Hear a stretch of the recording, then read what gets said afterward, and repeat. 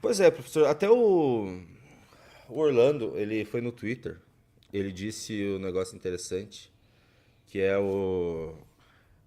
A gente tem que tomar cuidado para não ficar arrogante e cometer os mesmos erros do bolsonarismo agora que a gente está no momento de um quase que uma pré-onda Renan Santos. Tem muita coisa estranha acontecendo, a gente tem pessoas famosas começando a ficar, citar Renan Santos, a gente teve ator da Globo, a gente teve piloto de Fórmula 1, gente da Casa Maromba, tá todo mundo citando o Renan. Todo mundo. Ele tá sabe, em tudo que é jornal aparecendo, o pessoal tá surpreso de onde que surgiu esse Renan Santos. E, bom, o Orlando colocou que nós não podemos cometer os mesmos erros do bolsonarismo, né? Que é ficar cobrando posição, ficar sendo chato, ficar perseguindo. Quer falar alguma coisa sobre isso, professor? Quero, adorei que você levantou esse tema, muito bom você falar sobre isso. Então, minha gente, eu acompanhei o que foi o bolsonarismo desde o princípio.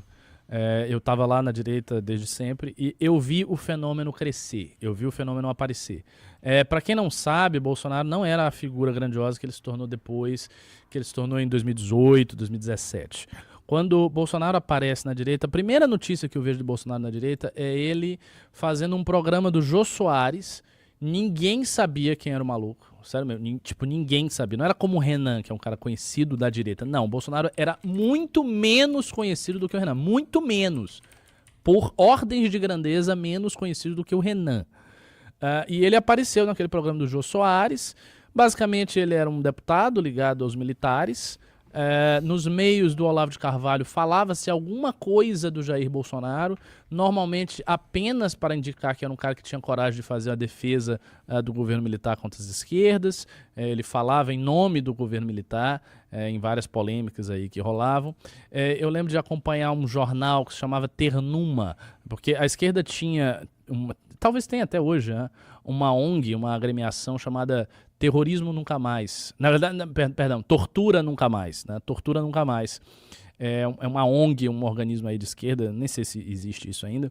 E havia um jornal dos militares que se chamava Terrorismo Nunca Mais, o Ternuma.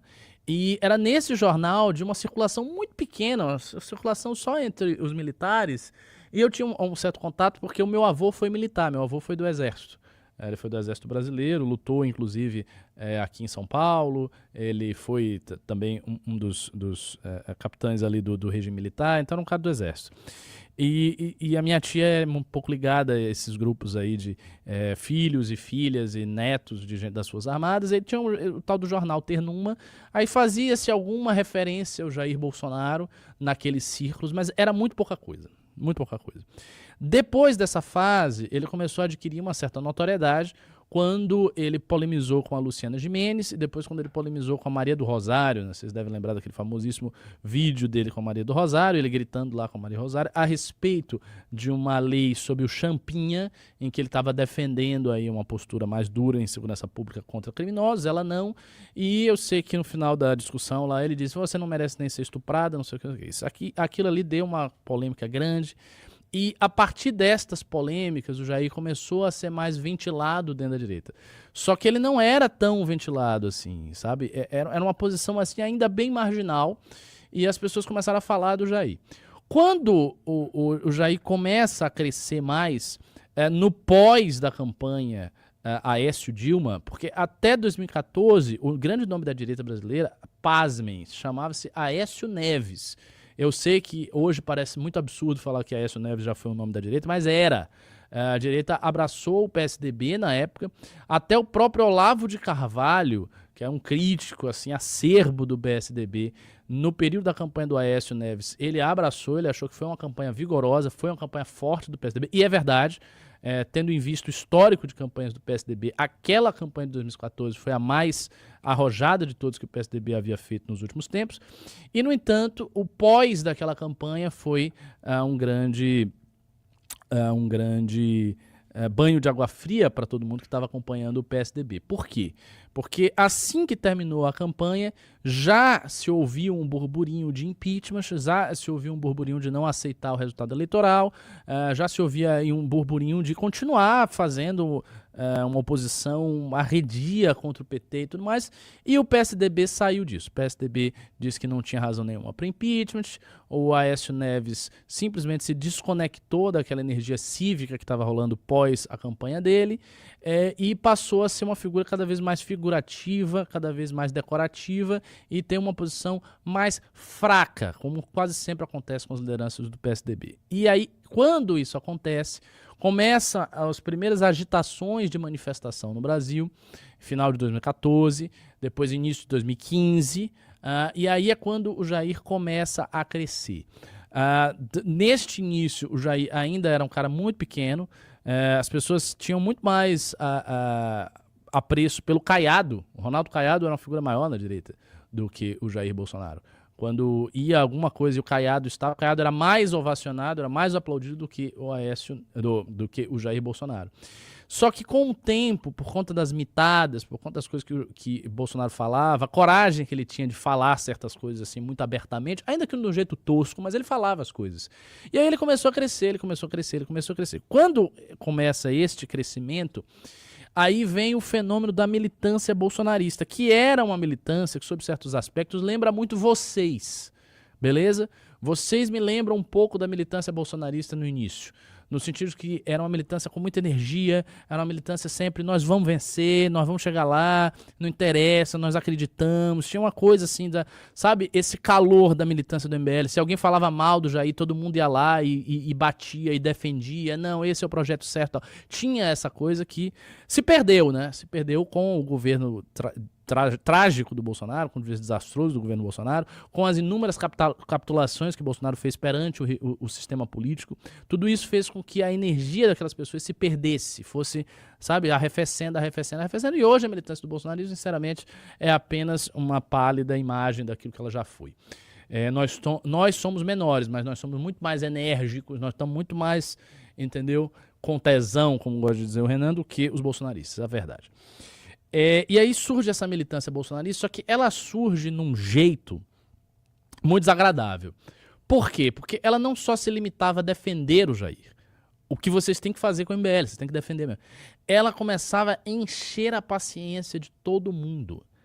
Então, se aparecia alguém que tinha dúvidas sobre, eu devo votar no Jair, ou no Amoedo, ou no Jair, ou em fulano de tal, as pessoas simplesmente alopravam essas pessoas. E elas vinham com muita agressividade, sabe? Xingando, atacando. Então, parecia um enxame de gafanhotos, entendeu? E isso, já na época, me soava muito... essa galera não tá legal. Essa galera aí tá se passando demais. Essas pessoas estão muito agressivas, elas estão querendo extorquir o apoio político na base da gritaria, na base da pressão, e isso não é legal. E por que isso não é legal? Porque isso gera uma coisa que a gente tem que evitar gerar. Isso gera ressentimento.